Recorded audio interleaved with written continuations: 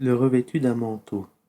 Au nom d'Allah, le tout miséricordieux, le très miséricordieux, ô toi Mohammed, le revêtu d'un manteau, lève-toi et avertis, et de ton Seigneur célèbre la grandeur, et tes vêtements purifie-les, et de tout péché écarte-toi, ne donne pas dans le but de recevoir davantage, et pour ton Seigneur endure, quand on sonnera du clairon, alors ce jour-là sera un jour difficile, pas facile pour les mécréants.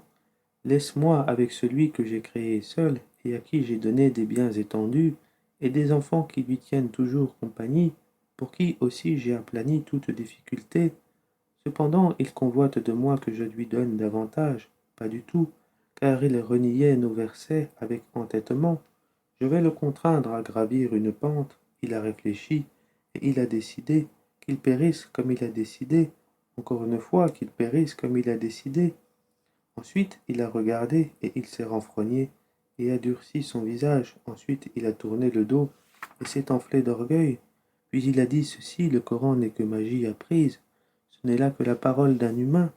Je vais lui brûler dans le feu intense. Et qui te dira ce qu'est le feu intense? Il ne laisse rien et n'épargne rien. Il brûle la peau et la noircit. Ils sont 19 à y veiller.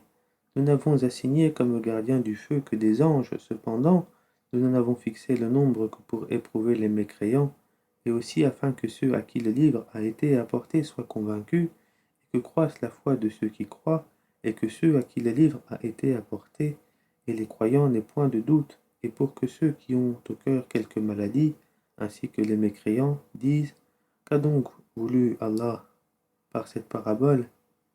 C'est ainsi qu'Allah égare qui il veut et guide qui il veut.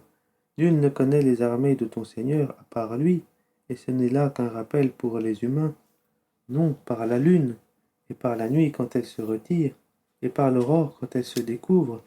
Sakar est l'un des plus grands malheurs, un avertissement pour les humains. Pour qui d'entre vous veut avancer ou reculer?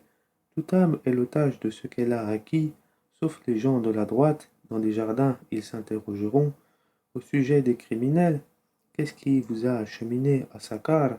Ils diront: nous n'étions pas de ceux qui faisaient la prière, et nous ne nourrissions pas le pauvre, et nous nous associons à ceux qui tenaient des conversations futiles, et nous traitions de mensonges le jour de la rétribution, jusqu'à ce que nous vînt la vérité évidente.